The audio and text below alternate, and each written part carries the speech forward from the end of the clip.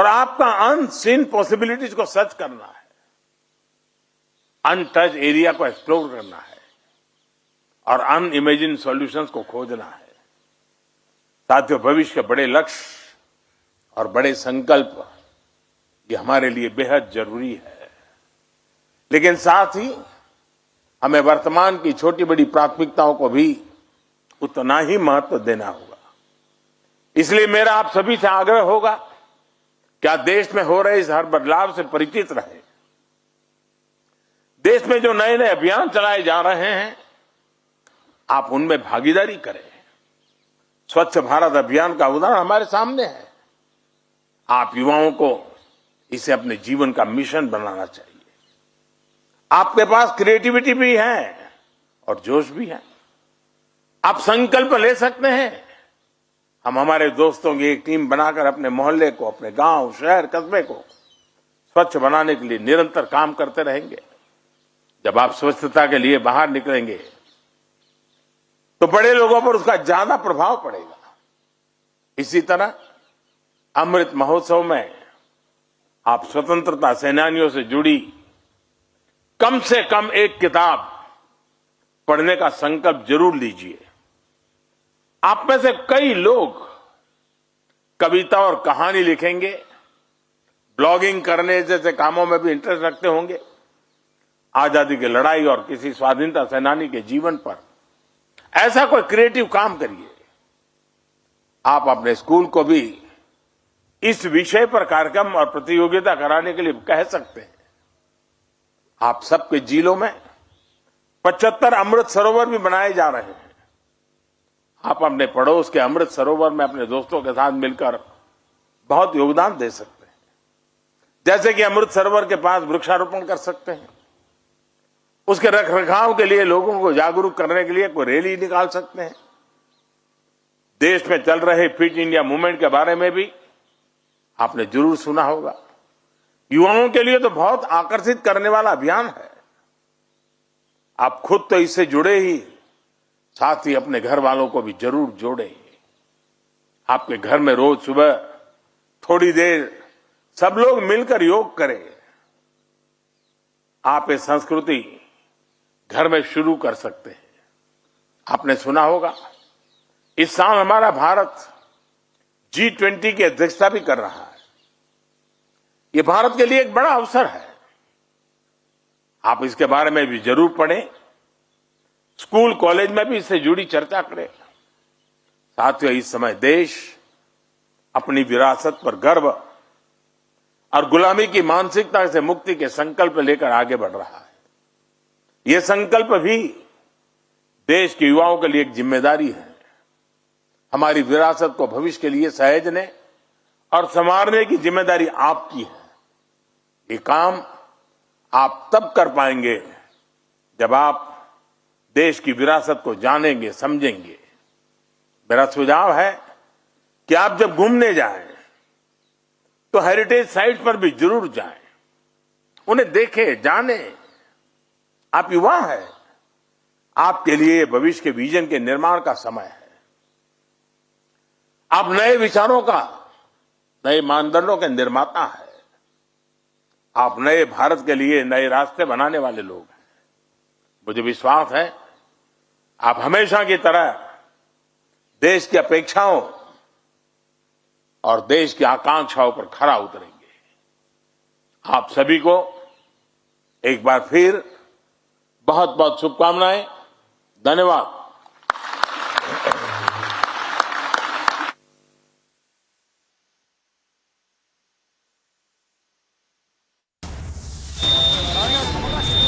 You are watching Republic TV. Now it's time for a short break. Slipping into a short break. On the other side of the break, we'll give you all the breaking updates and visual. It's straight from the Jamia Islamia University. Many students have been detained. Keep watching and stay tuned with us. We'll be right back after a short break.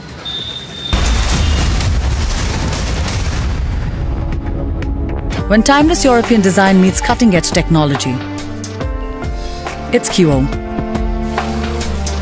QO, European Bath Lounges.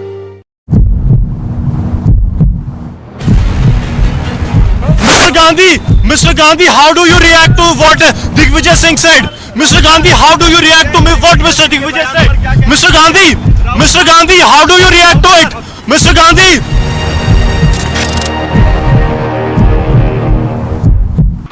We are at the Law College in Thiruvananthapuram. As we speak, you can see the screen behind me. Documentary is being screened over here. You can see that 100 students are watching this, and the Student Federation of India has enabled the screening of this documentary. Left youth wing organizations are taking this as a form of a protest and complete disregard to what is the rule that has been set by the union government. The ABVP alleges that outsiders from Jamia are behind the stole pelting. Under pressure over the anti-BBC documentary stand, Anthony's son dumps the Congress party. Infighting is reignited in the Rajasthan Congress. Sachin Pilot and Ashok Gehlot fight for power. And Republic Day preparations are on in full swing.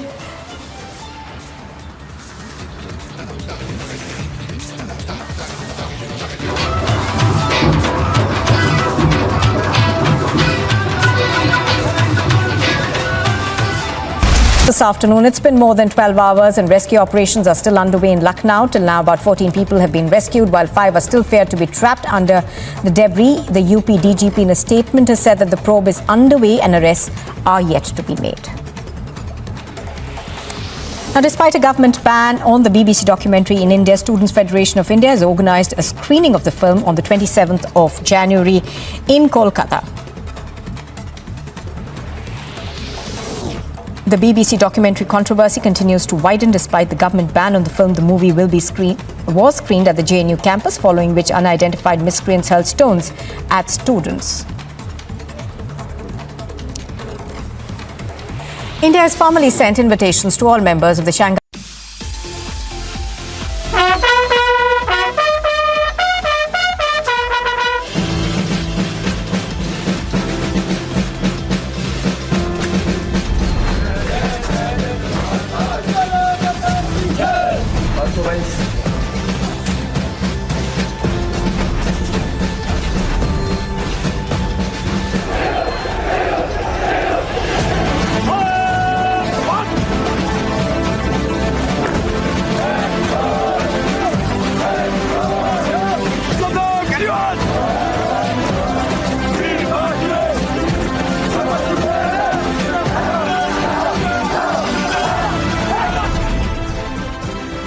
there will be no election for mayor today also. So these are the councillor of Aam Aadmi Party. The BJP councillors have already walked out, and this has been declared by the speaker that there will be no election for mayor today also. When it was the time for the mayor election, we have seen the ruckus, we have seen the sloggering, and after that only the speaker did not left with any other option. After seeing the ruckus, has adjourned it for the day, and the next date has not been announced yet.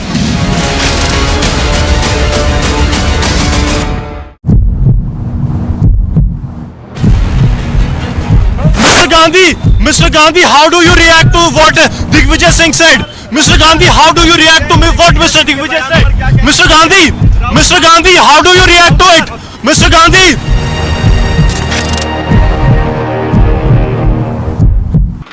We are at the Law College in Thiruvananthapuram. As we speak, you can see the screen behind me. Documentary is being screened over here. You can see that 100 students are watching this, and the Student Federation of India has enabled the screening of this documentary. Left youth wing organizations are taking this as a form of a protest and complete disregard to what is the rule that has been set by the union government.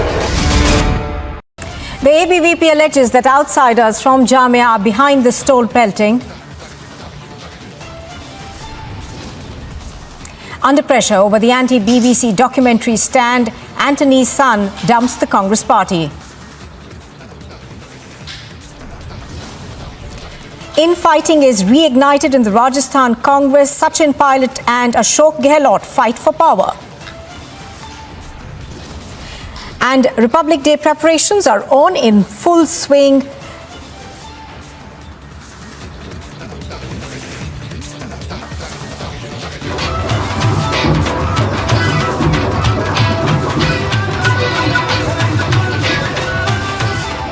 This This afternoon, it's been more than 12 hours and rescue operations are still underway in Lucknow. Till now, about 14 people have been rescued, while 5 are still feared to be trapped under the debris. The UP DGP in a statement has said that the probe is underway and arrests are yet to be made. Now, despite a government ban on the BBC documentary in India, Students' Federation of India has organised a screening of the film on the 27th of January in Kolkata. The BBC documentary controversy continues to widen despite the government ban on the film. The movie was screened at the JNU campus, following which unidentified miscreants hurled stones at students. India has formally sent invitations to all members of the Shanghai Cooperation Organization, including Pakistan and China, for the upcoming Foreign Ministers meeting, which will be held in Goa from the 4th of May. The Congress government in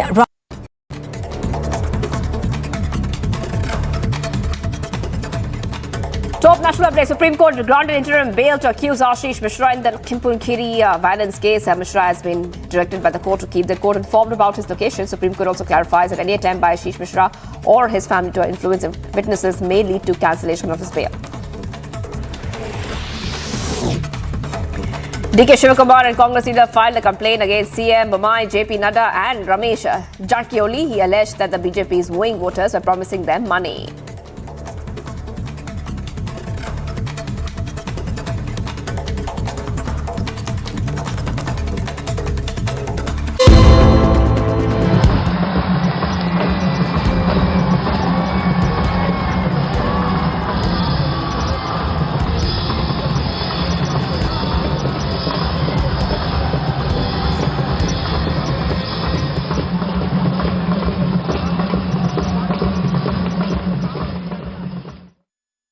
The ABVP alleges that outsiders from Jamia are behind the stole pelting. Under pressure over the anti-BBC documentary stand, Anthony's son dumps the Congress party. Infighting is reignited in the Rajasthan Congress. Sachin Pilot and Ashok Gehlot fight for power. And Republic Day preparations are on in full swing.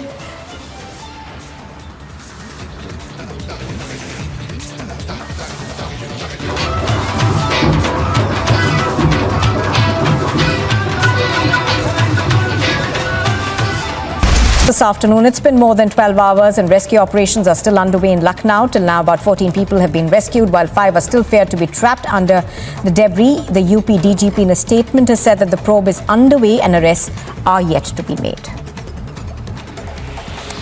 Now, despite a government ban on the BBC documentary in India, Students' Federation of India has organised a screening of the film on the 27th of January in Kolkata. The BBC documentary controversy continues to widen despite the government ban on the film. The movie was screened at the JNU campus, following which unidentified miscreants hurled stones at students. India has formally sent invitations to all members of the Shanghai Cooperation Organization, including Pakistan and China, for the upcoming Foreign Ministers meeting, which will be held in Goa from the 4th of May. The Congress government in Rajasthan has plunged into yet another crisis. This after the Sachin Pilot versus Ashok Gehlot face-off raged on. In a big lead in the Shraddha Walkar murder case, the Delhi police have said that Aftab Poonawalla killed Shraddha Walkar after she met another friend of hers. The police on Tuesday had filed a 6,000-page charge sheet against Aftab Poonawalla, who continues to remain in judicial custody. Massive protests have erupted in Bihar against the Deputy Chief Minister Tejashwi Yadav. Residents took to the streets against the government over delays in road construction and negligence.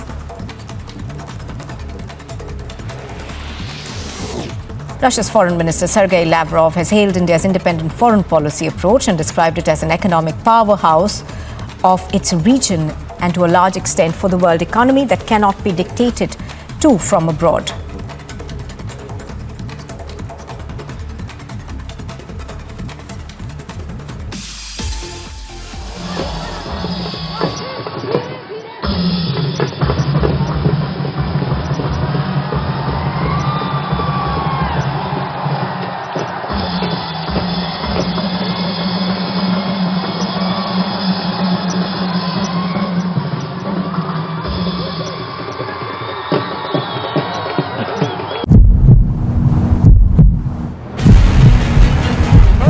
Gandhi, how do you react to what Digvijay Singh said?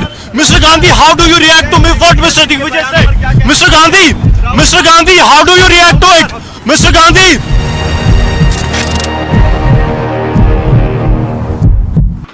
We are at the Law College in Thiruvananthapuram. As we speak, you can see the screen behind me. Documentary is being screened over here. You can see that 100 students are watching this, and the Student Federation of India has enabled the screening of this documentary. Left youth wing organizations are taking this as a form of a protest and complete disregard to what is the rule that has been set by the union government.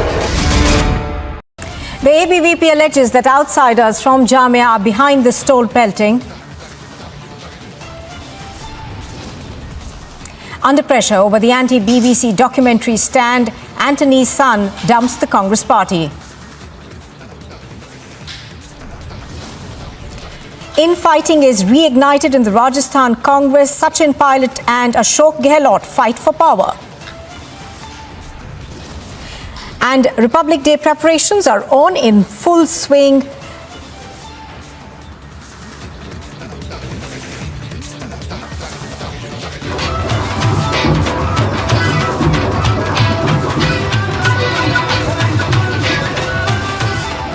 This afternoon, it's been more than 12 hours and rescue operations are still underway in Lucknow. Till now, about 14 people have been rescued, while 5 are still feared to be trapped under the debris. The UP DGP in a statement has said that the probe is underway and arrests are yet to be made. Now, despite a government ban on the BBC documentary in India, Students' Federation of India has organised a screening of the film on the 27th of January in Kolkata. The BBC documentary controversy continues to widen despite the government ban on the film. The movie was screened at the JNU campus, following which unidentified miscreants hurled stones at students. India has formally sent invitations to all members of the Shanghai Cooperation Organization, including Pakistan and China, for the upcoming Foreign Ministers meeting, which will be held in Goa from the 4th of May. The Congress government in Rajasthan has plunged into yet another crisis. This after the Sachin Pilot versus Ashok Gehlot face-off raged on. In a big lead in the Shraddha Walkar murder case, the Delhi police have said that Aftab Poonawalla killed Shraddha Walkar after she met another friend of hers. The police on Tuesday had filed a 6,000-page charge sheet against Aftab Poonawalla, who continues to remain in judicial custody. Massive protests have erupted in Bihar against Deputy Chief Minister Tejashwi Yadav. Residents took to the streets against the government over delays in road construction and negligence. Russia's Foreign Minister Sergei Lavrov has hailed India's independent foreign policy approach and described it as an economic powerhouse of its region and to a large extent for the world economy that cannot be dictated to from abroad.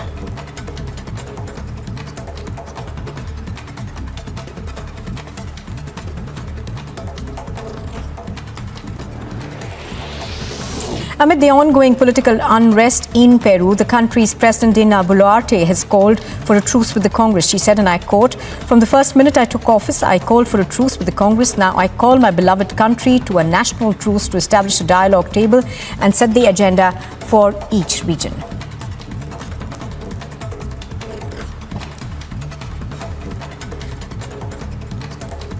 There will be no election for mayor today also. So these are the councillor of Aam Aadmi Party.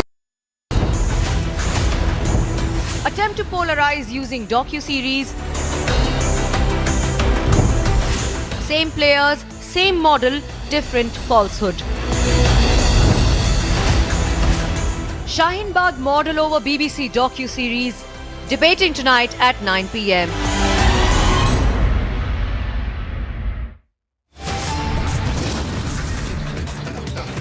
The Shaheen Bagh model is back. It's the same players, same model, but a different falsehood.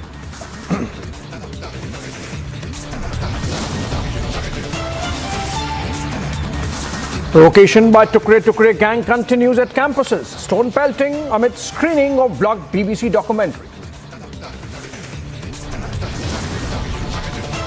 JNU students blame ABVP while ABVP alleges outsiders' role. It's claim versus claim. Now,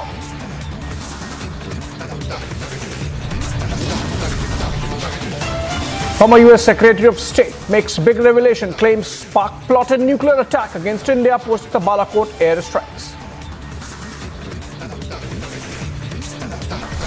And crippled with economic crisis, Pakistan forced to agree to all IMF conditions.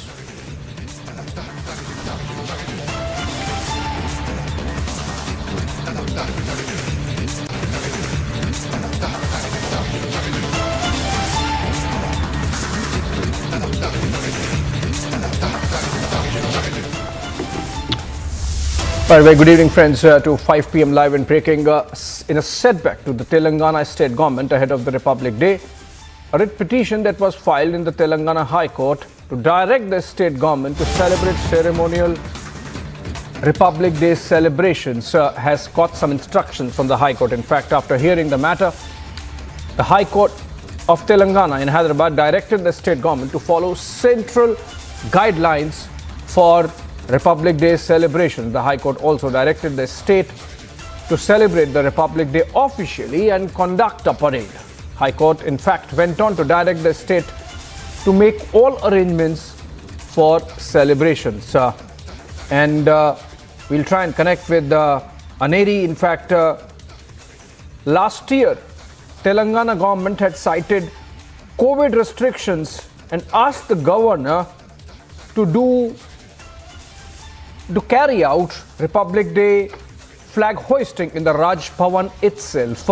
And that is the reason why somebody had to petition the High Court, because this is ideally a public event. Last time, owing to COVID protocols, it seems the Telangana government had decided to take it inside the Raj Bhavan. And now, in response to a petition, the High Court suggesting, in fact instructing the state government to really go public with the celebration. So let's connect. Okay, we are connecting with Krishna Sagar Rao of the BJP. He has spoken earlier on the issue after the High Court observations. Let's listen into what how the BJP has responded. CM KCR has decided a few days ago that he will not conduct the ceremonial Republic Day parade on January 26th, and he was citing COVID-19 regulations for not doing so. Now, people can't believe the height of lying he can indulge in, that just about a week back, he has conducted a 4 lakh rally. 4 lakh people were in that rally, is what the TRS leaders were boasting for the first BRS rally. So COVID-19 regulations didn't matter that time. Now it is atrocious that the Chief Minister of a state is looking out for excuses not to celebrate Republic Day. It's a sad day. And today, Bharatiya Janata Party welcomes the High Court intervention in this issue, and it has directed the state government to conduct the Republic Day parade and the ceremony with full arrangements. We believe that it is a rap on the knuckles of CM KCR, and we welcome High Court decision to intervene proactively and ensure that state government falls in place. I strongly believe that the TRS party has changed its name from TRS to Bharatiya Rashtra Samiti, but they have in their party name Bharatiya, but they don't have Bharatiyata. It is now visible that the CM is shying away, and he has to be forced by High Court to conduct a Republic Day parade, which is the pride of every Indian in this country. Now, there seems to be a clear breach of protocols insofar as the Telangana government's conduct is concerned. Let's go to Aneri in Hyderabad and try to understand what's really happening. Aneri, if you've joined us live, please tell us, not marking Republic Day, was it a fallout of the standoff that's happening between the government and the governor of Telangana, Tamilisai Soundarajan? Remember, she had to go public with her disagreements with the government some time back. Or is it that Telangana government is still living in COVID period and they thought that nothing is going to happen and that they wanted to continue with the arrangements of last year? Because it seems the Telangana government has not sent the speech traditionally given to the governor, who then reads it on the eve of the Republic Day festivities. Aneri, what's your sense? Is it because of the standoff between the Telangana government, the KCR government and the governor?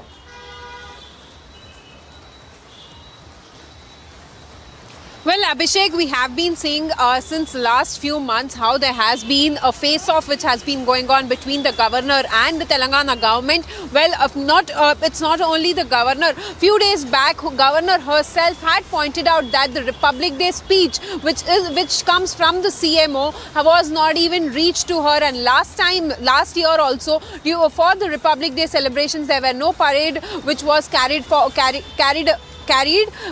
citing that it was the COVID pandemic. But then this year, once again, it's the same situation. The government has not made any sort of arrangements for the Republic Day parade, which is to be carried out at the parade grounds. But then now we see that it's a big setback for the Telangana government, as the High Court has now directed the Telangana government to go ahead and make all the necessary arrangements to conduct a parade there and follow all the central government guidelines which are being issued to all the state governments. But then the Telangana government had decided not to do it, but rather the governor, there are arrangements which are being put forth at the Raj Bhavan itself for tomorrow's celebrations of the Republic Day. But now we see that it's a mega setback for the Telangana government, and now the High Court has directed the state government to go ahead and make sure that all the arrangements are being put in place for the Republic Day celebrations and also conduct a parade for the Republic Day. So we are seeing how there has been a face-off between the governor and the government. Not only this the first time where we are seeing that how this rift has come in open, but time and again there has been a face-off which has been going on between the governor and the government. Right.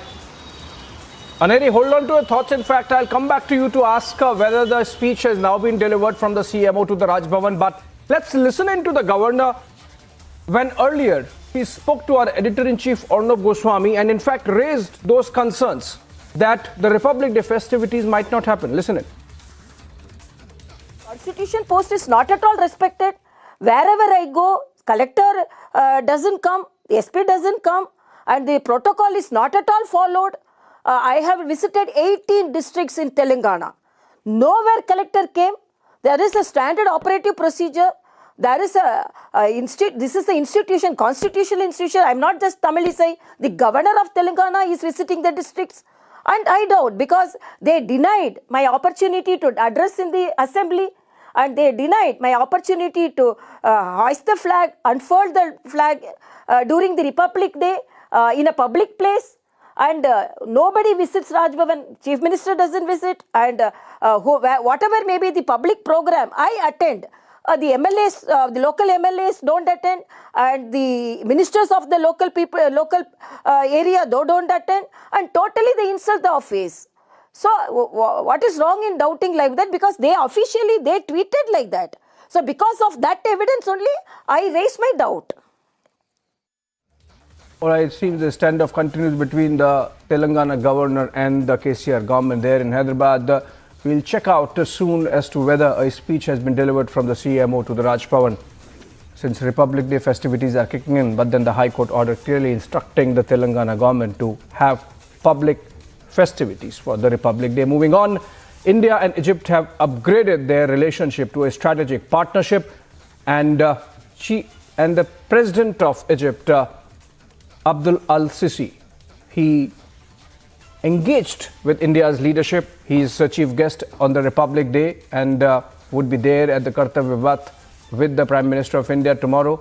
But then let's look at his engagements that panned out today in Delhi.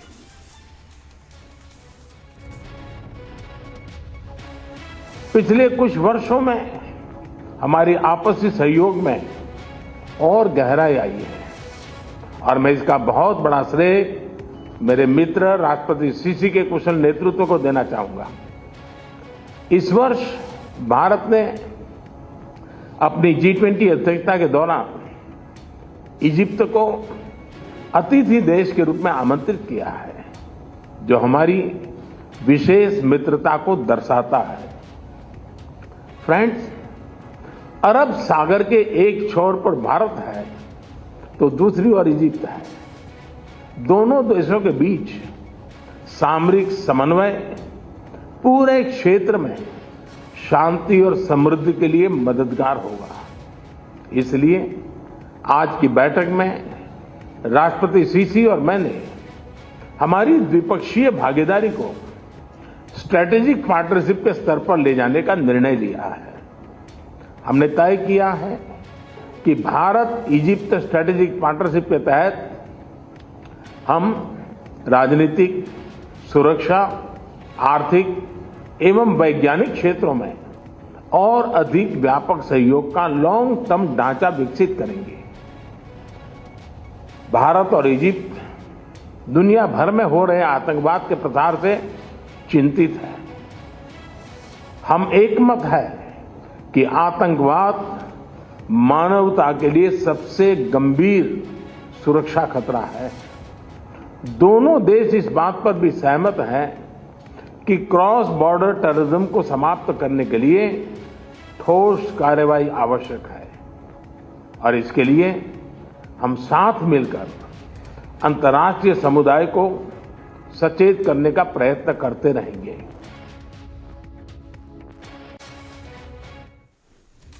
All right, getting in more details now on to the BBC documentary series controversy. Sources have informed that the series was blocked following agency inputs on the documentary, potentially creating a law and order situation in the country. And the blocking instructions to apply and might apply on part 2 of the series as well. This decision comes with the Ministry of Information and Broadcasting instructing intermediary platforms like YouTube and Facebook, among others, to not put this series online, and this is under Section 69A of the Information Technology Act. We in fact have Harsha joining us live, I believe, from Jamia Millia, and that's where the second round of protests have happened. Harsha, if you are okay, we have a report filed by Harsha from Jamia Millia Islamia, where protests took place just a while back, because that campus also wants screening of the BBC documentary. Let's look at Harsha's report and then we come back live with the reporters. ABP students alleged that it was the JNSU student who started the ruckus and disturbed the entire environment of the university. And now we are seeing the ruckus which is happening at the gate of Jamia University. This is exactly the gate number 7 of Jamia Millia Islamia University. We are seeing that the students are agitated because neither they are being allowed inside, neither they are being allowed to go inside or outside. The entry and exit of the Millia Islamia University has been completely closed by the Delhi police officials and by the administration of the Jamia, because initially also yesterday a circular was issued from the side of Jamia Millia Islamia University that no meeting, no gathering and no screening in the university will be allowed. And today we saw that SFI has circulated the poster that the BBC documentary will be screened, and against the screening of this documentary, and we saw Delhi police officials were deployed here, huge para forces were also deployed, and at around 1:20 PM the SFI unit members, 4 of them were arrested today. They were detained by the Delhi police official, and after that a protest was called at 4 PM. The protest has not started yet, but the students who are here, they are continuously stating why they are not being to go inside and outside. They have their exam, they have their papers, why they are not being allowed to go inside and outside, and therefore we are seeing large number of crowd. Sir, क्या problem? जो बच्चों को अंदर जाने दीजिए, जितने बच्चे बाहर हैं उनको अंदर जाने दीजिए। सर, अभी प्रॉब्लम क्या हो रहा है? अभी एक्चुअली आज तक ये पता नहीं था ऐसा कुछ होने वाला है। जब हम लाइब्रेरी आए तो पता चला यहाँ गेट बंद है, जामिया को बच्चों को अंदर भी नहीं जाने दे रहा है। कुछ ऑर्डर अंदर से आया है, सिक्योरिटी गार्ड लोग वो भी हमको मदद करना चाह रहे हैं, लेकिन पता नहीं हमें अंदर जाने नहीं दे रहा है। क्या प्रॉब्लम क्या हो रहा है? हमें बाहर नहीं आना है, हम इसलिए खड़े हैं कि बाहर में जो लोग हैं उन लोगों का एग्जाम है, उन लोगों को अंदर नहीं आने दिया जा रहा है। हमने सुना इस गेट पे प्रोटेस्ट भी होने वाले, इस वजह से तो ये बेतुकी बातें हैं, इस गेट पे कुछ नहीं होने वाला है। बीबीसी की डॉक्यूमेंट्री को लेकर के इतना पुलिस ऑफिशियल डिप्लॉय हो गया है, एडमिनिस्ट्रेशन ने भी मना किया था। आप लोगों को लगता है उस वजह से भी यहाँ पे दिक्कतों का सामना करना पड़ा? कभी किसी ने कल तक, आज सुबह तक कोई नोटिस नहीं आया हम लोग के पास। Well, those were pictures coming in from Jamia Millia Islamia campus. Give you an idea of the kind of protests that are building up. Our reporters also went to the Jawaharlal Nehru University, the JNU. Let's look at these interactions Tanisha and Anuj had with students on the campus, including student leaders. सबसे पहले तो जो BBC की documentary है, जो कि BBC स्वयं ही colonial organisation है, उनका फंड और उनकी वर्किंग स्टाइल और उनका नेचर, क्योंकि भारत की आज़ादी से पहले भी बीबीसी हमेशा इंडिया के सोवरेंटी पे अटैक करते आया। उनका ये मानना है कि भारत में मतलब वो राज कर सकेंगे, वो राज करना उनको चाहिए, ऐसा मतलब मेंटली वो सोचते हैं। तो इसी के तहत उन्होंने एक ऐसी डॉक्यूमेंट्री बनाई, ऐसे विषय पे, ऐसे सब्जेक्ट पे, जिस पे भारत में सर्वोच्च न्यायालय ने फैसला दे चुका है, तमाम SIT इन्वेस्टिगेशंस हो चुकी है, कमेटियाँ बन चुकी है, हर चीज़ में जिस पे फैसला हो चुका है, जो कि एक सर्वमान्य हो चुका था, उस चीज़ को फिर से रेकअप करना। बस इसलिए चूँकि इंडिया राइज कर रहा है, इंडिया ग्लोबल स्टेज पे जा रहा है, इंडिया जो है क्या कहते हैं कि G20 की प्रेसिडेंसी ले रहा है, यूनाइटेड नेशंस में ले रहा है, हम ऐसी लोगों को चिंता कर रहे हैं जो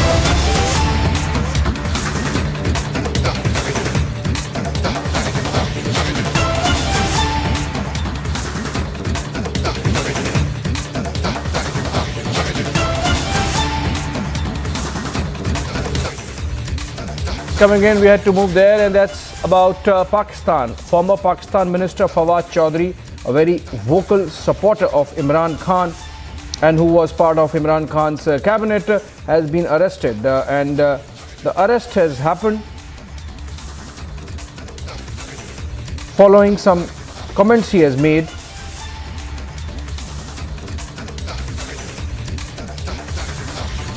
And these pictures coming in of Fawad Chaudhry. Remember, Pakistan has been in turmoil, and it seems Fawad Chaudhry has made some comments following which the Pakistan government decided to go ahead and arrest him. Fawad Chaudhry, Fawad Hussain, arrested in Pakistan. In fact, it seems the Pakistan government has arrested him following a comment he has made on the economy of the economic situation of Pakistan, and it seems that he is not even being produced in a court as of now.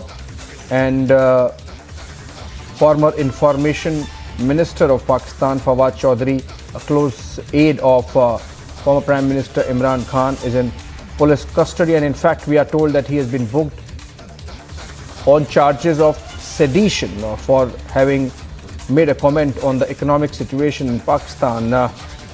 And we have seen Fawad Chaudhry is generally outspoken, and arresting him for sedition seems a different ballgame altogether. Major Arya, our consulting editor on strategic affairs, joins us.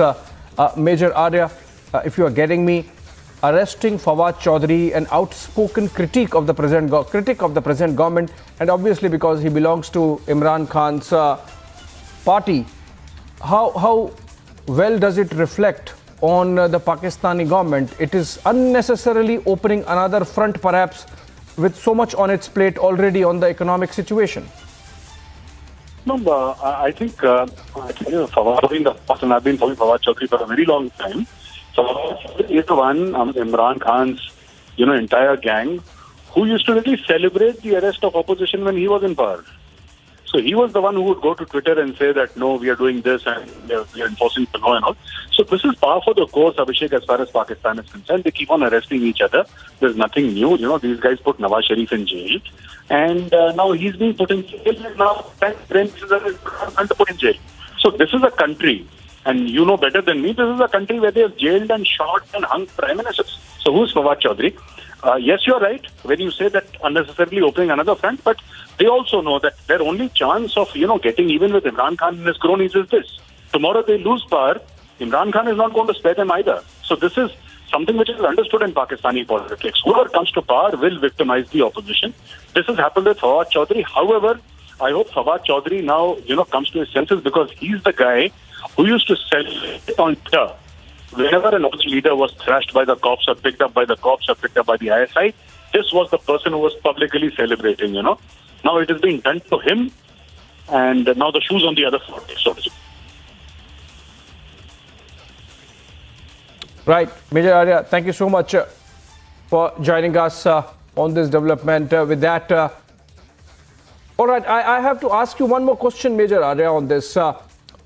Given the manner in which Fawad Chaudhary has been arrested, the pictures seem to be disturbing in the sense that he has been really manhandled, and in this picture that is on air, Fawad Chaudhary is seen with his... I believe we have lost that connection with Major Arya. I thought I could have asked one more follow-up question, but let's move on to a top wrap of stories from across the country.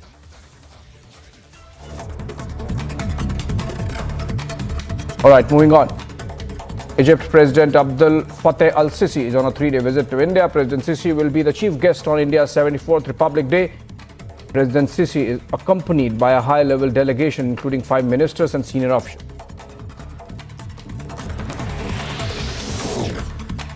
Former U.S. Secretary of State Mike Pompeo made big claims. He has said that Pakistan plotted nuclear attack against India post Balakot strike. He further said in his book, India-Pak rivalry spilled over to a possible nuclear conflagration. Pakistan is currently under the grip of a massive economic crisis, as a result of which the deal with the International Monetary Fund has become very important for the South Asian nation, according to Dawn. Meanwhile, Pakistan is forced to accept all IMF conditions, including ending the electricity subsidy program, tying gas pricing to global markets, and allowing dollars to freely fluctuate. More than 12 hours and the rescue operations are still underway in Lucknow. Till now, 40 people have been taken out, while 5 are still feared trapped under the debris. UP DGP in a statement said the probe is underway, where 5-storied building collapsed right inside the town. As the rescue operations continue in Lucknow after the multi-story building collapsed, injuring 11 people, UP government has formed a 3-member committee to probe into the cause of the collapse. In a long rescue operation which continued on war footing, 2 more residents trapped under the debris were rescued, taking the total number of people taken out to 14. Meanwhile, police in Meerut detained former State Cabinet Minister and SP leader Shahid Manzoor's son Nawaz Shahid in connection with the case. A helicopter carrying spiritual leader Sri Sri Ravi Shankar made an emergency landing in Tamil Nadu's Erode district this morning at 10:30 a.m. reportedly due to bad weather. There were no reports of any injuries, officials said. He began harassment for Bihar Chief Minister Nitish Kumar as farmers confronted him in Bhojpur. In a confrontation, the protesting farmers said there's not even a drop of water and we're dying due to starvation, and added that you can become the Prime Minister of India but first give us water. Massive protests erupted in Bihar against Deputy Chief Minister Tejasvi Yadav. Residents took to the streets against the Bihar government over delay in road construction and negligence in their area. The Supreme Court granted interim bail to accused Ashish Mishra in the Lakhimpur Kheri violence case. Mishra has been directed by the court to keep the court informed about his location. The SC also clarified that any attempt by Ashish Mishra or his family to influence witnesses may lead to cancellation of his bail.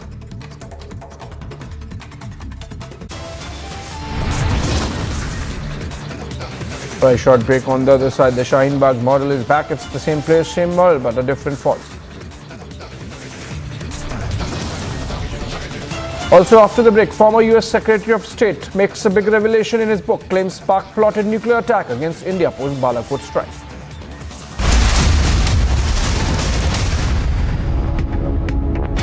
There will be no election for mayor today also.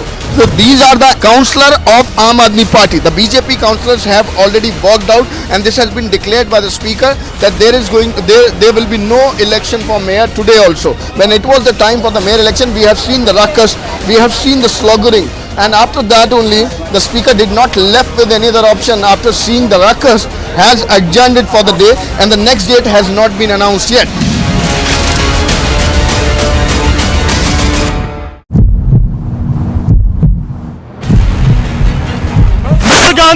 Mr. Gandhi, how do you react to what Digvijay Singh said? Mr. Gandhi, how do you react to what Mr. Digvijay said? Mr. Gandhi, how do you react to it? Mr. Gandhi!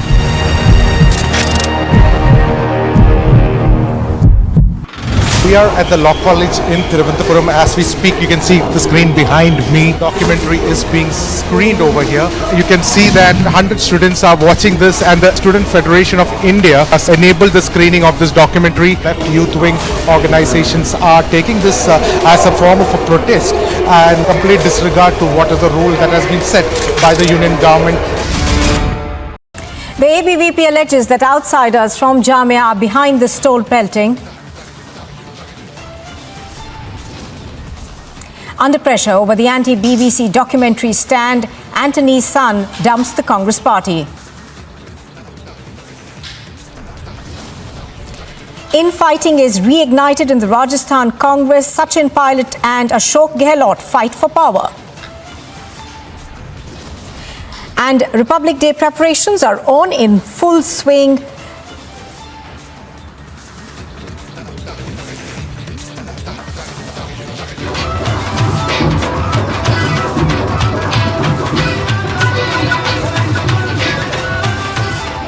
This afternoon, it's been more than 12 hours and rescue operations are still underway in Lucknow. Till now, about 14 people have been rescued, while 5 are still feared to be trapped under the debris. The UP DGP in a statement has said that the probe is underway and arrests are yet to be made. Now, despite a government ban on the BBC documentary in India, Students' Federation of India has organised a screening of the film on the 27th of January in Kolkata. The BBC documentary controversy continues to widen despite the government ban on the film. The movie was screened at the JNU campus, following which unidentified miscreants hurled stones at students. India has formally sent invitations to all members of the Shanghai Cooperation Organization, including Pakistan and China, for the upcoming Foreign Ministers meeting, which will be held in Goa from the 4th of May.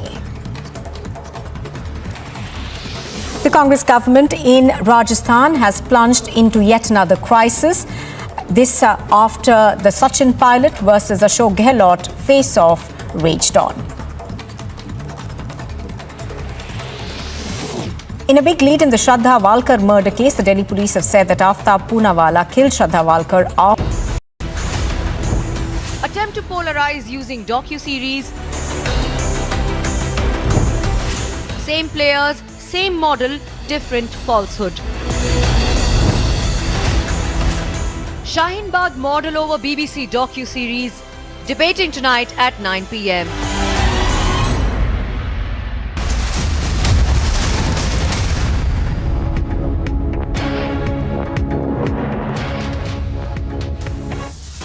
Top headlines right now. The Shaheen Bagh model is back. It's the same player, same model, but a different falsehood.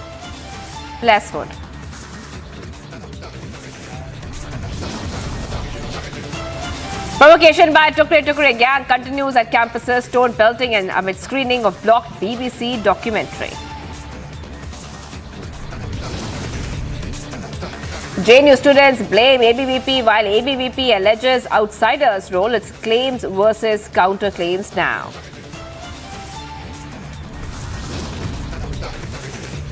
The former US Secretary makes big revelation, claims Pakistan plotted nuclear attack against India post Balakot strike.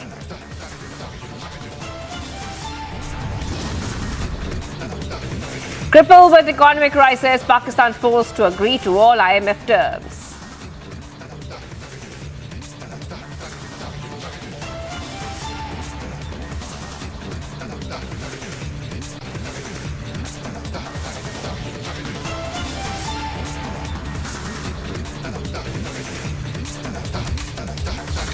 Viewers, we are live and breaking this evening. I'm Shivangi Shukla. Let's go ahead with the breaking update coming in right now. Pakistan is currently under the grip of a massive economic crisis, as a result of which the deal with the International Monetary Fund, IMF, has become very important for Pakistan. Now, International Monetary Fund demands more details on Pakistan's budget. That's what we're knowing so far. And remember that Pakistan has been struggling with financial issues for a very long time now, and even going to the extent of taking loans after loans.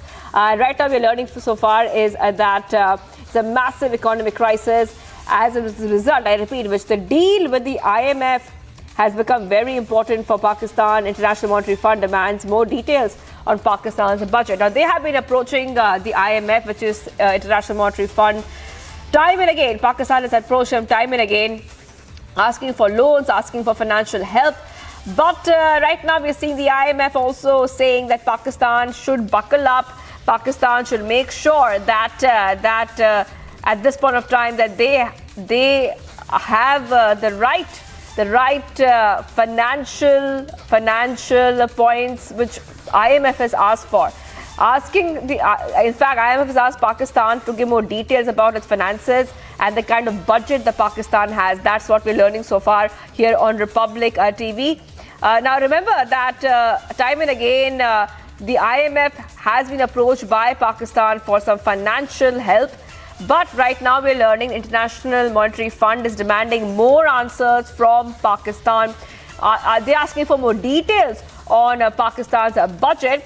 Now, we know that this is coming just ahead of the beginning of the virtual negotiations. The IMF has requested additional information regarding the budget from Pakistan as the country urgently needs. I repeat, the country Pakistan, who is going through a financial crisis, which is seeing a lot of lack in the country. And like we told you that they have been under debt for a very long time, not the first time, for many, many years. They have been under severe debt, severe financial crisis. So what we're learning so far is that ahead of the beginning of the virtual negotiations, the IMF has requested additional information regarding the budget from Pakistan. And the country is urgently needing to generate around billions and billions of dollars in foreign loans. So that's what Pakistan needs. Pakistan needs billions of dollars in loans. And what we're learning so far is that IMF is looked by Pakistan as the only way out of its financial crisis. And let's go ahead, in fact, to the reactions coming in at this point of time.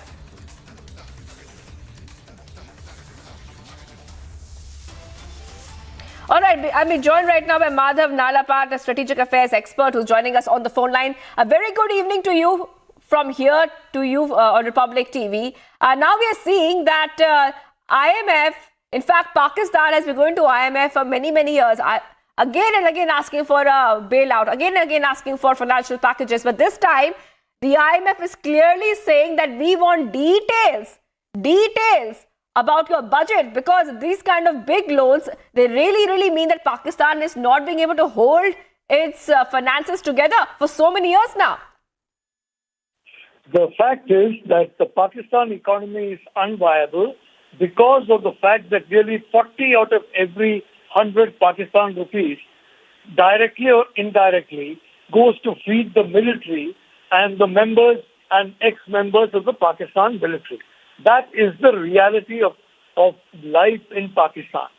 The others, the military naturally comprise only a very small proportion of the population, and inside the military, the key posts are held by people in a particular part, Pothiawar, of a particular province, the Punjab province of Pakistan.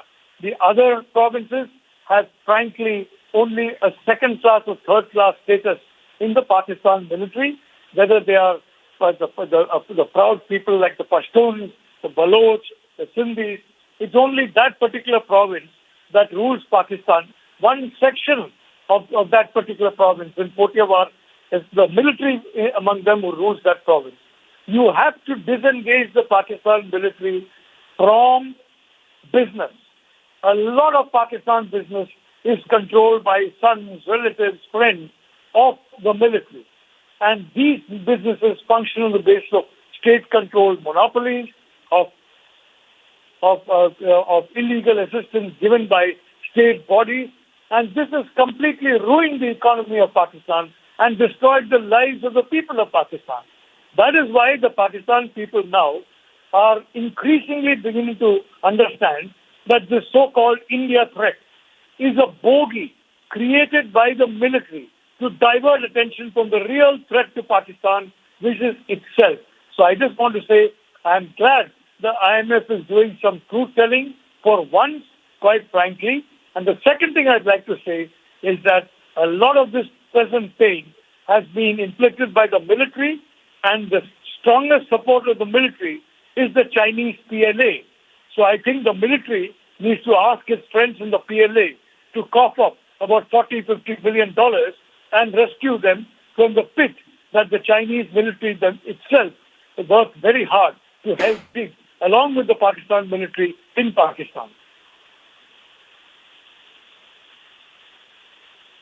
All right, thank you so much for joining us here, Mr. Madhav, strategic affairs expert, for joining us. And this is a problem that Pakistan has been facing for many, many years. It's not being able to get itself out of the financial crisis it sees itself in. There have been moments and many, many times they've been asking for loans. But this time the IMF is clearly saying that some conditions have to be fulfilled, and IMF wants details, I repeat, wants details on Pakistan's budget. Since morning, we were seeing ABP students allege that it was the JNSU student who started the ruckus and disturbed the entire environment of the university. And now we are seeing the ruckus which is happening at the gate of Jamia University. This is exactly the gate number 7 of Jamia Millia Islamia University. We are seeing that the students are agitated because neither they are being allowed inside, neither they are being allowed to go inside or outside. The entry and exit of the Millia Islamia University has been completely closed by the Delhi police officials and by the administration of the Jamia, because initially also yesterday a circular was issued from the side of Jamia Millia Islamia University that no meeting, no gathering and no screening in the university will be allowed. And today we saw that SFI has circulated the poster that the BBC documentary will be screened, and against the screening of this documentary, and we saw Delhi police officials were deployed here, huge para forces were also deployed, and at around 1:20 PM the SFI unit members, 4 of them were arrested today. They were detained by the Delhi police official, and after that a protest was called at 4 PM. The protest has not started yet, but the students who are here, they are continuously stating why they are not being to go inside and outside. They have their exam, they have their papers, why they are not being allowed to go inside and outside, and therefore we are seeing large number of crowd. Sir, क्या problem? जो बच्चों को अंदर जाने दीजिए, जितने बच्चे बाहर हैं उनको अंदर जाने दीजिए। सर, अभी प्रॉब्लम क्या हो रहा है? अभी एक्चुअली आज तक ये पता नहीं था ऐसा कुछ होने वाला है। जब हम लाइब्रेरी आए तो पता चला यहाँ गेट बंद है, जामिया को बच्चों को अंदर भी नहीं जाने दे रहा है। कुछ ऑर्डर अंदर से आया है, सिक्योरिटी गार्ड लोग वो भी हमको मदद करना चाह रहे हैं, लेकिन पता नहीं हमें अंदर जाने नहीं दे रहा है। क्या प्रॉब्लम क्या हो रहा है? हमें बाहर नहीं आना है, हम इसलिए खड़े हैं कि बाहर में जो लोग हैं उन लोगों का एग्जाम है, उन लोगों को अंदर नहीं आने दिया जा रहा है। हमने सुना इस गेट पे प्रोटेस्ट भी होने वाले, इस वजह से तो ये बेतुकी बातें हैं, इस गेट पे कुछ नहीं होने वाला है। बीबीसी की डॉक्यूमेंट्री को लेकर के इतना पुलिस ऑफिशियल डिप्लॉय हो गया है, एडमिनिस्ट्रेशन ने भी मना किया था। आप लोगों को लगता है उस वजह से भी यहाँ पे दिक्कतों का सामना करना पड़ा? कभी किसी ने कल तक, आज सुबह तक कोई नोटिस नहीं आया हम लोग के पास। Attempt to polarize using docu-series. Same players, same model, different falsehood. Shaheen Bagh model over BBC docu-series. Debating tonight at 9 PM.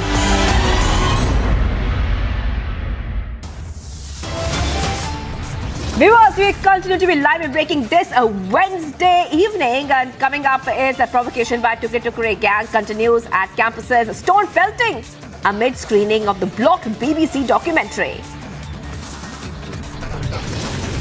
Plus, former US Secretary makes big revelation, claims Pakistan plotted nuclear attack against India post Balakot strike. Stay tuned.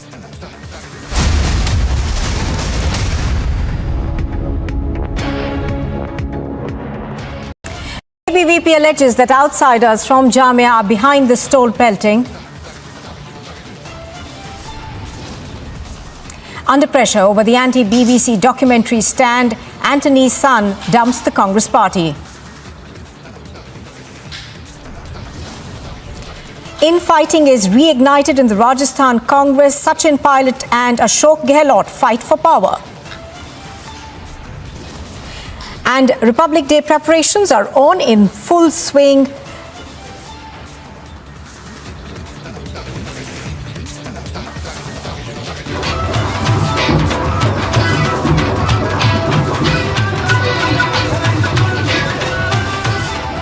The this afternoon. It's been more than 12 hours and rescue operations are still underway in Lucknow. Till now, about 14 people have been rescued, while 5 are still feared to be trapped under the debris. The UP DGP in a statement has said that the probe is underway and arrests are yet to be made.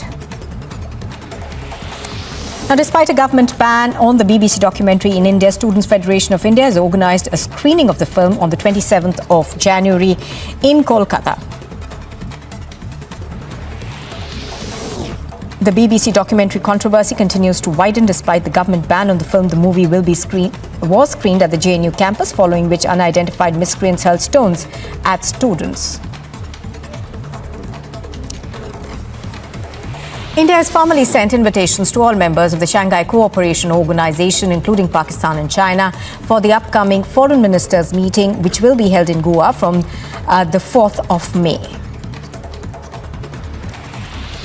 The Congress government in Rajasthan has plunged into yet another crisis. This after the Sachin pilot versus Ashok Gehlot face-off raged on. In a big lead in the Shraddha Walkar murder case, the Delhi police have said that Aftab Poonawalla killed Shraddha Walkar after she met another friend of hers.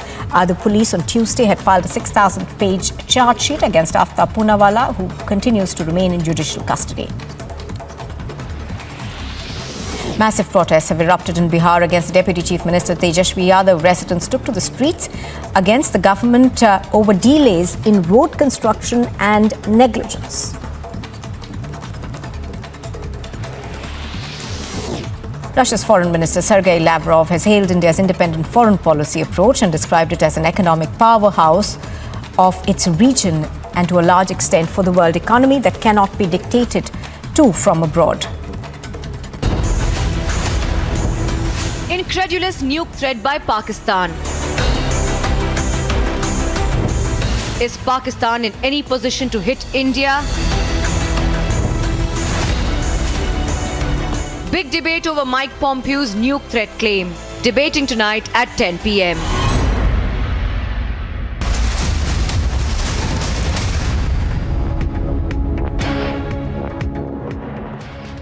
Viewers, a Congress veteran A.K. Antony's son, Anil K. Antony, has quit the party alleging intolerant calls to retract a tweet in which he had announced a BBC documentary on Prime Minister Modi and called it a dangerous precedent. Republic spoke to A.K. Antony. Listen into what he had to say. Antony, thank you so much for speaking to Republic, joining us here and talking to us about the recent controversy as well. My first question to you, sir, is about the kind of statements that you have also made when you have talked about the rising level of sycophancy, you've talked about the rising level of intolerance, and you also mentioned that Rahul Gandhi, he himself is carrying out the Bharat Jodo Yatra. He's trying to send this message of love, but his own leaders are in fact following this message of intolerance, trying to ask you to retract that statement. If I could first get in your thoughts about this particular thing, then we'll get you some more questions from my colleague Niranjan as well.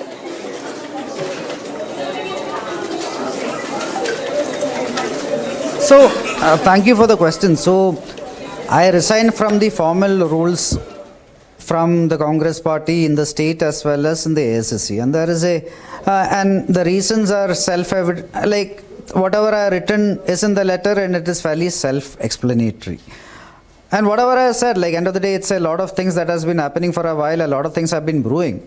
But whatever happened in the last 24 hours, I do feel like personally I was very hurt and I was very shocked and appalled by the reaction of certain corners from within the party. Yesterday, early morning, I made a tweet. Yes, I made a tweet. I don't know if you had seen it. I made it in a very innocuous manner. In that tweet itself, I had very clearly written something, and that is that end of the day, as far as I am concerned with the BJP, I have a lot of strong political differences. But at the same time, this is an opinion which I firmly believe that 99% of this country will have. And that is when it comes to matters of our core national importance and interest, including our sovereignty, we shouldn't let partisan politics come over it. And I have written that in a very mild manner. And I also said that end of the day, like, I had certain concerns of where this documentary come from, because end of the day, let's say the people behind this documentary are the same people who are actually behind the Iraq war also. They were the masterminds behind the Iraq war, which actually resulted in the murder and unfortunate killing of millions of people. And when those kind of people are doing something and bringing it to the country, obviously we should be cautious about it. And that is what I said, and I will still stand by it, and I don't think I have said anything that is wrong. But then let's say the reaction that came from them suddenly, like, just because of something, I don't think I have said anything which is actually against the basic ethos of the party, the basic principles of the party, the basic problems of the party, the basic policies of the party. I had said something which I believe that 99% of the country will actually believe in, and that is that partisan politics shouldn't come above national interest and issues relating to our sovereignty. And yet some people very, very riled, and they wanted me to retract the statement, give a counter statement or delete it, etc., which I refuse, because end of the day I personally felt that I am doing something which is based on my own beliefs, my own firm beliefs and my convictions, and I stuck to that. But then what happened in the last 15 to 18 hours was absolutely disappointing, and it was disgraceful for a party like this to stoop to this kind of pathetic levels, because end of the day I'm not going to delete a single of these tweets, or especially my Facebook wall. You're all free to go there and check it out, where end of the day in that entire Facebook wall from let's say 8 p.m. onwards, you have all kind of insults, threats and abuses. I know exactly where it is coming from. Then my WhatsApp groups, my text messages, everything is filled by these kind of hateful messages, threats, abuses. Just because I said something which 99% of this population will actually agree with, then something is definitely wrong. And then I am a professional. I have been working in digital and cyber and technology world for a while. I personally think that I'm very well qualified in what I'm doing. I've been doing whatever I am doing, and I think I have a good professional life. Pictures on your screen are from Mumbai, where a bus caught fire. Plumes of smoke could be seen even as fire tenders were attempting to douse the fire. Actually हमारी जो गाड़ी है जो Santa cruise depot से Colaba electric house जाती है, अभी हम रिवर्स में आ रहे थे, इलेक्ट्रिक हाउस से सांता क्रूज डेपो जा रहे थे. लगभग हम लोग अभी सांता क्रूज पहुंच के छूटने ही वाले थे. हम लोग रिलैक्स मूड में थे. ये बांद्रा टॉकीज का जो सिग्नल है, पेट्रोल पंप के बाजू का जो सिग्नल है, गाड़ी सिग्नल पे खड़ी हुई थी. अचानक से कुछ तो स्पार्क आया. स्पार्क आके ही तो गाड़ी में थोड़ा सा धुआं हुआ तो ड्राइवर ने मुझे आवाज दिया. ड्राइवर ने जैसे ही मुझे आवाज दिया, तुरंत मैं नीचे उतर के जितने पैसेंजर थे, 20 से 25 हार्डली पैसेंजर थे, सबको मैंने तुरंत नीचे उतार दिया. Fortunately, there was no loss of life in the incident.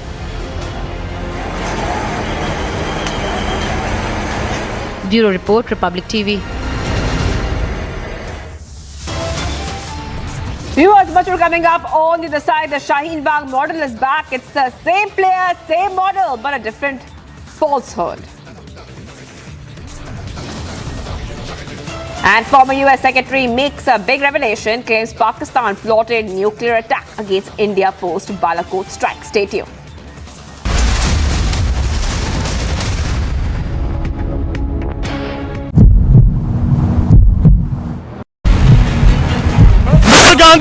Mr. Gandhi, how do you react to what Digvijay Singh said? Mr. Gandhi, how do you react to what Mr. Digvijay said? Mr. Gandhi, how do you react to it? Mr. Gandhi!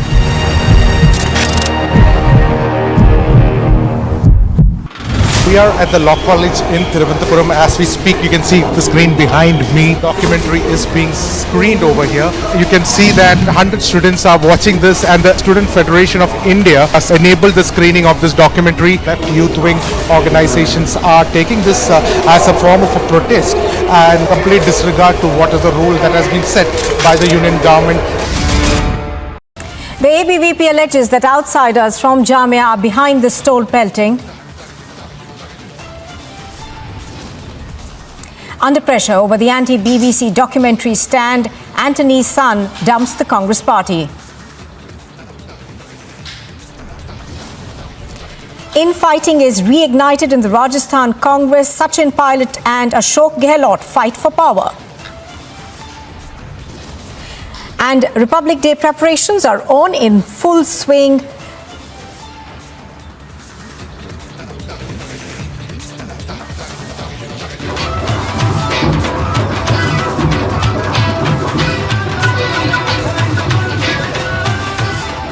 This afternoon, it's been more than 12 hours and rescue operations are still underway in Lucknow. Till now, about 14 people have been rescued, while 5 are still feared to be trapped under the debris. The UP DGP in a statement has said that the probe is underway and arrests are yet to be made. Now, despite a government ban on the BBC documentary in India, Students' Federation of India has organised a screening of the film on the 27th of January in Kolkata. The BBC documentary controversy continues to widen despite the government ban on the film. The movie was screened at the JNU campus, following which unidentified miscreants hurled stones at students. India has formally sent invitations to all members of the Shanghai Cooperation Organization, including Pakistan and China, for the upcoming Attempt to polarize using docu-series. Same players, same model, different falsehood. Shaheen Bagh model over BBC docu-series, debating tonight at 9 p.m.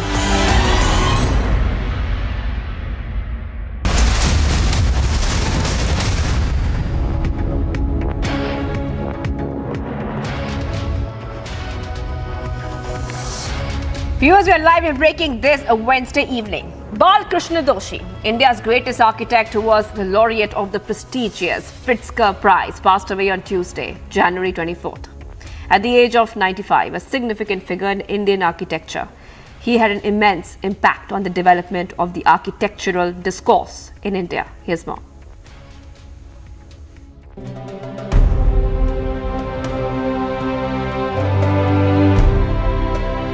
One of the world's most renowned architects, the greatest in India, Dr. Balkrishna Doshi has passed away at the age of 95.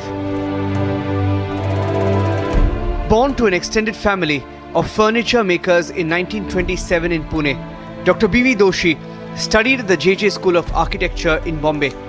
Before working for 4 years with Le Corbusier as a senior designer in Paris and 4 more years in India to supervise projects in Ahmedabad. He worked with Louis Khan as an associate to build the Indian Institute of Management Ahmedabad and then founded his own practice, Vastu Shilpa, in 1956 with 2 architects.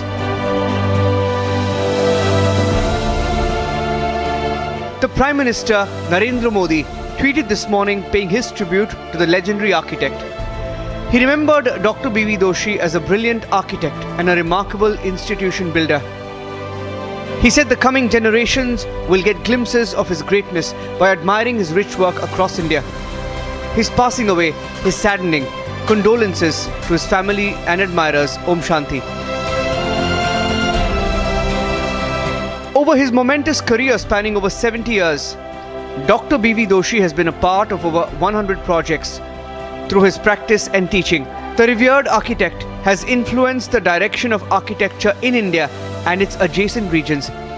His buildings consist of pioneering modernism with vernacular informed by a deep appreciation of the traditions of India's architecture, climate, local culture and craft.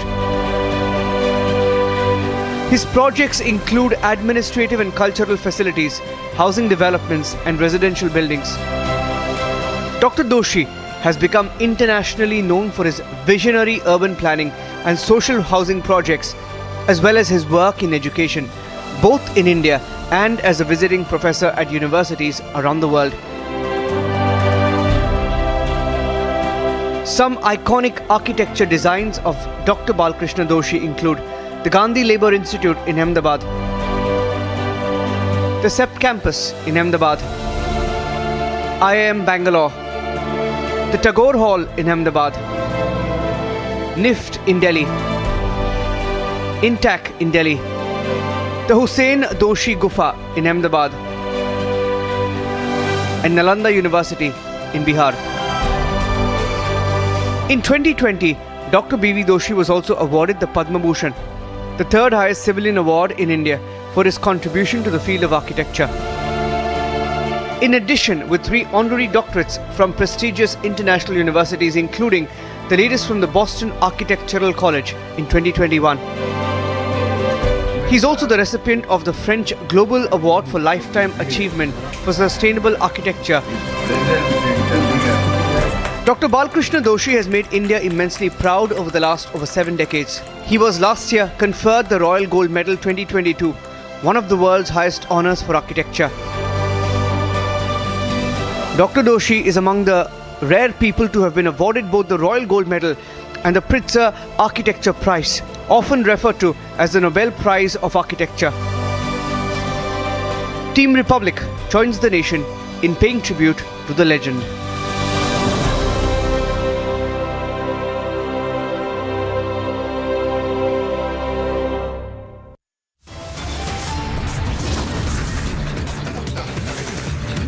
Alright viewers, much more coming up on the side of this very short break.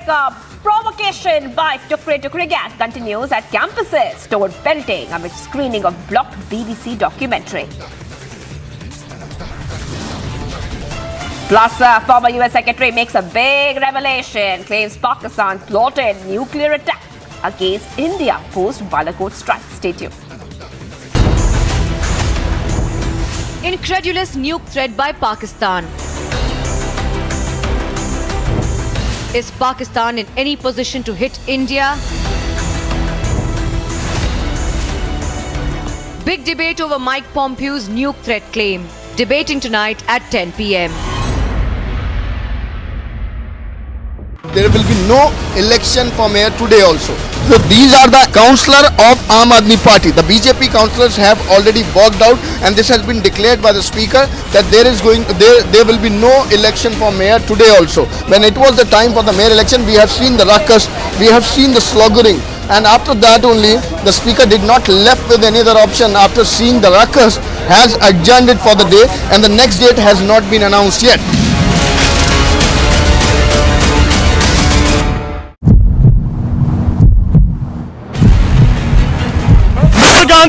Mr. Gandhi, how do you react to what Digvijay Singh said? Mr. Gandhi, how do you react to what Mr. Digvijay said? Mr. Gandhi, how do you react to it? Mr. Gandhi!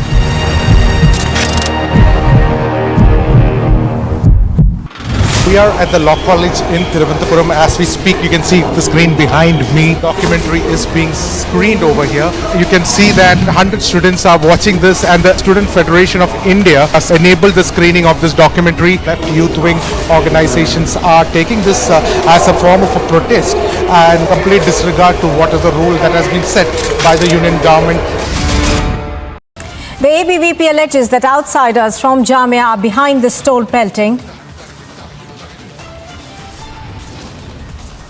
Under pressure over the anti-BBC documentary stand, Antony's son dumps the Congress party. Infighting is reignited in the Rajasthan Congress. Sachin Pilot and Ashok Gehlot fight for power. And Republic Day preparations are on in full swing.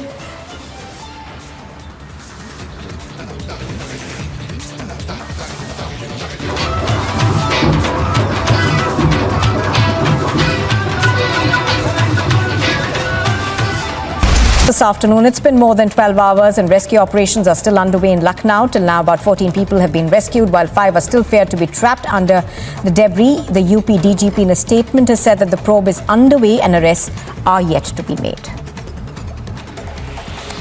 Now, despite a government ban on the BBC Attempt to polarize using docu-series. Same players, same model, different falsehood. Shaheen Bagh model over BBC docu-series, debating tonight at 9 p.m.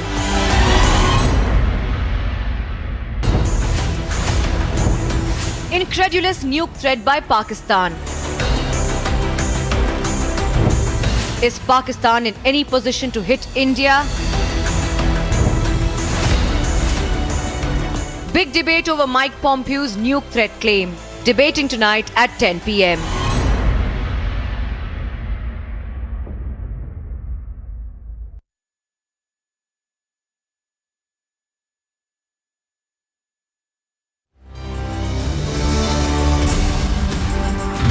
chopper was flying, and when they had gone into bad weather conditions, the visibility was very, very less, is what we are picking up from sources. And they had to make an emergency landing in Satyamangalam area of Erode district. And this chopper was not only carrying Art of Living Sri Ravi Shankar, but also 4 other people were traveling along with him.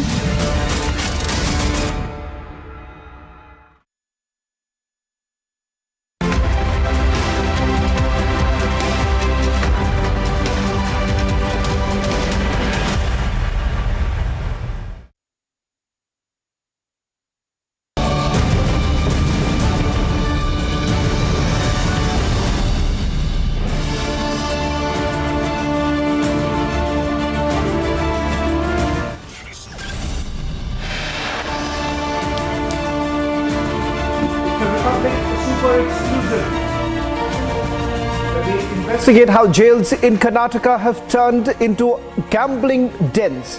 We bring you 12 videos that expose the reality.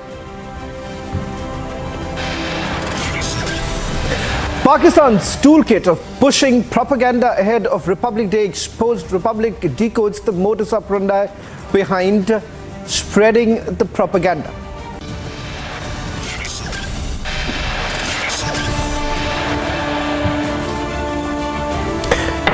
Shaheen Bagh model is back. It's the same players, same model, but a different falsehood.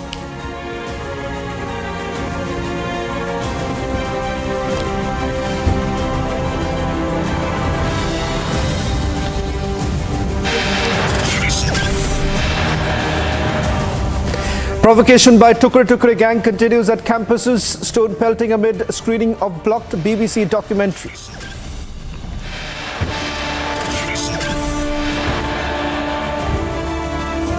Former US Secretary makes big revelation, claims Pakistan plotted nuclear attack against India post Balakot strike.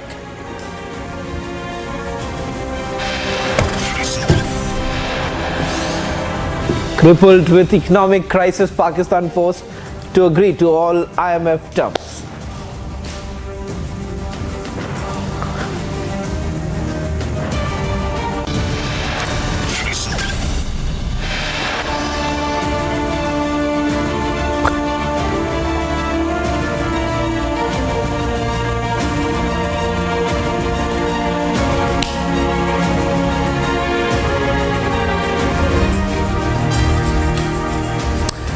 Ladies and gentlemen, tonight we're starting with that big investigation coming in from the state of Karnataka. We expose the truth of jails in Karnataka. The jails in the state have turned now into gambling dens. Few days back we showed you how a jail was turned into a party place. Then we showed you a CCTV footage of the jail guard collecting a bribe from one of the prisoners' family members. Today we will show you not one, not two, but more than 10 videos which will show how jails in Karnataka are in a total mess. What's really happening? Now this is the case not just in the state of Karnataka but several other states. Even in a place like Jammu and Kashmir, we've seen several such raids being carried out. Let's not forget what's happened here in the national capital. But what you're going to see tonight is certainly going to shock you that this is actually possible in our country at a time when there is increased surveillance. Let's take you through the first video that we have gotten from the Tumkuru prison jail, which is now converted into a gambling den. Take a look at this particular video where there is clear extortion that is taking place. Jail officers are extorting money from their inmates' skin. Now, this is the time when they are basically taking the money from relatives of these inmates who are basically coming in during visiting hours. And probably what we are being told by our sources is that money is being taken from them so that an extended time could be given, or at times not even during visiting hours is when they meet the inmates, and that's the reason why this extortion is basically taking place. This video has now been accessed by Republic TV. We are given to understand that this comes in from Tumkuru in Karnataka, where you can clearly see what's really happening right now in this particular video, where one of the inmates is actually giving money to the constable. Unhygienic practices while preparing food. Now look at this, how food is being prepared inside these jails. This is again in Tumkuru, where take a look at a closer look of how meal is essentially served or what exactly is happening. Now if you take a look at it, there is an inspection which was actually done, and after the inspection that is done, right now we'll try and play that video in a short while from now.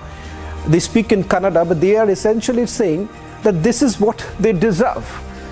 This is the kind of inspection that takes place, or practices that takes place inside the Tumkuru jail. Now this is during an inspection. Let's move to the third, when the NHRC FSSAI inspectors food quality check is taking place again in Tumkuru. Take a look at what's really happening. This is the conversation that we were talking about, the conversation that they have with the constables. After having it, they're saying that look at this is what they deserve. So substandard quality food being provided to the inmates, which again is also a violation of sorts. There are certain rights that inmates do enjoy, but this is a clear violation of the fact that when officials who are inspecting, they themselves say that the food quality is this is the food quality that they deserve. Question is also being raised on the condition of the jail, and essentially what you are looking at right now is in Tumkuru itself, where the officials clearly ignore the plight of the condition of the jail. This is once again an inside video coming in from the Tumkuru jail of what's really happening there, despite several complaints now being coming in, even questions being raised on it. Now outdated jammers have been installed in the outer periphery. Now that is the reason why there are several reports basically coming in that this is in Belgavi. The fact that inmates are still using mobile phones from inside the jail. There are several operations that are carried out from inside the jail. Now this, we are given to understand, is from Belgavi, where there is outdated jammers that are installed, that too on the outer periphery. Now these are some of the videos. We'll try and also show you in a short while from now, while we get Prajwal live. We'll also source the old footage that we have accessed, the CCTV footage of where the party was actually taking place. Parties are taking place inside the jail. Let's put that out in a short while from now. Let's prepare and put that out. Till the time we get a quick answer from my colleague Prajwal, who's been working on this story. In fact, I'm given to understand officials have also reacted. We've confronted the officials. We'll play those out in a short while from now. Prajwal, walk us through this investigation that has been done by you. You've spoken to your sources inside the jail. You've spoken to a convict who's now out of the jail. He basically talks about what's really happening inside the jails of Karnataka, which seems to be quite dangerous. Absolutely, Shravan. Now, this is absolutely dangerous as to what has happened to prisons, because now more of in Karnataka, the prisons have become palaces and safe havens for hardcore criminals out here in Karnataka. It is not only in Bengaluru where we are speaking about the central jail, which is the Parappana Agrahara, but we are also speaking about Tumkuru, Kalaburgi, Belagavi and Ramnagara jail as well, which has become gambling dens, party places, and also for these inmates who are demanding sex. It is being alleged by a former convict stating that women who are being booked on petty cases are being brought in as sex slaves for these inmates as well, and jammers are being switched off inside jails for the inmates to go out and make extortion calls, and this has been openly agreed by the SP of Hassan himself, who stated that two mobiles were seized inside the jail and extortion calls were made, threat calls were made, and also personal calls were made regarding finances too, and this was inquired. And apart from that, it is also being turned into drugs, a prison, a block where they are going on to consume drugs, because 5 packets of marijuana was seized from the Hassan jail as well. And from Hassan, it is being understood that 4 of the prisoners have already tested positive for drugs in the Hassan jail too, and they were taken into custody. And now, according to the Prisons Code Act, which has already been introduced in Karnataka, they have been awarded with 5 years rigorous imprisonment. And after this expose by Republic, we also tried to have a word with the Home Minister of Karnataka, Araga Gnanendra. He stated that the officials have been suspended pending inquiry as well, and some of them have already been terminated too. He went on to give the numbers stating that 35 officials have been transferred, 6 of the officials have been suspended, and 3 of them are put on inquiry as well. And he's also gone on to state that further inquiry will be ordered into this particular incident which has taken place not only in Bengaluru but also across Karnataka. Apart from that, he also went on to confirm that the threat call was made from Hindalga jail in Belagavi to Union Home Minister Nitin Gadkari, and Jayesh Pujari, who is the prime accused, has finally been handed over to the Maharashtra Corps, and an FIR has already been registered.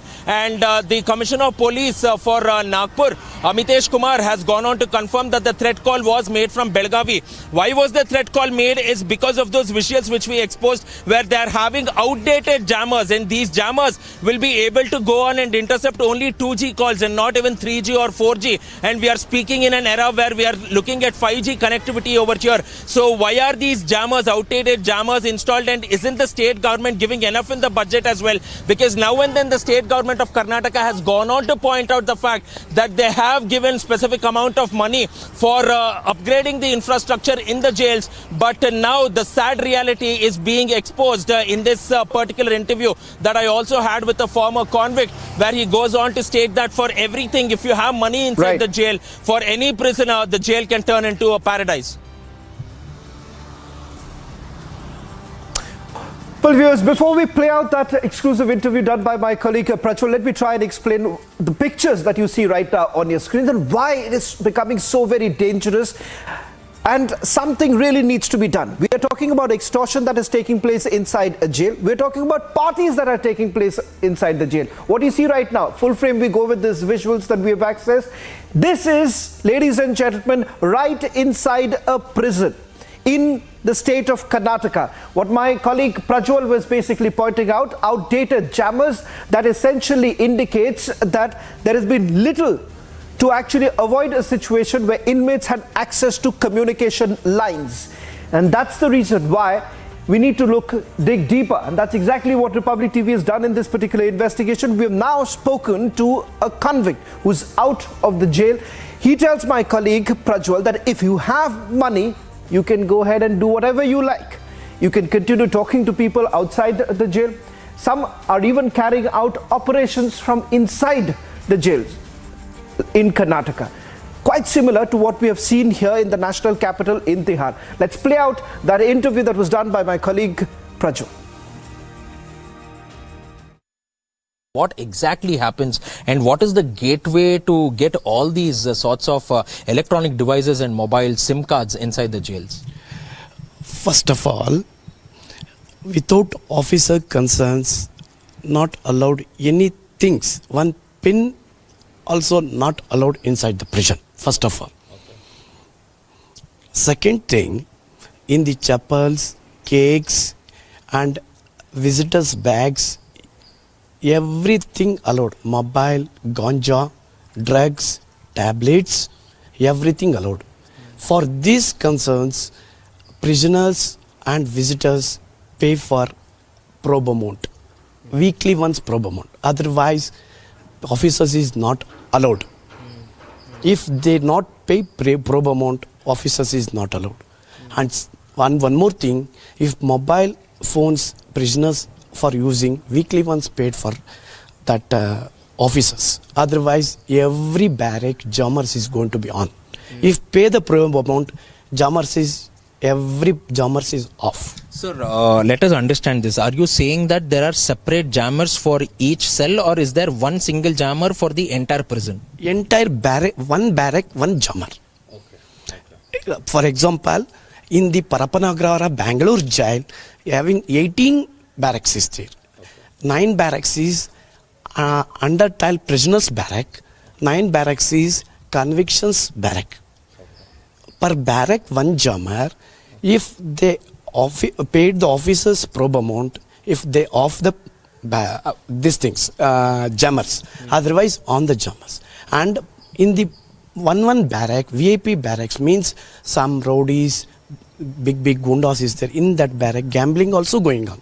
Sir, we also get to understand that there are, sexual offenders who are there as well, and sex is also offered to prisoners is what we get to understand. Some allegations were made as well. So how does this entire process takes place there? How are the women, how are the girls brought inside the prisons? Because we understand that it's an out and out men's prisons, but how are the girls also brought in?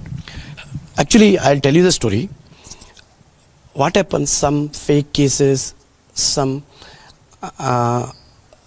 not a original case, simply going to prison, that girls not able to take court bail and all those things. On that time, court will not take. Now, on that time, what happens, police officers also allowed this matter. You want bail, we'll sleep together, no, so and so, adjustment. I'll not tell you openly in the camera. Right. Then, in the entry room backside, one small room is there. There stand up girls linely.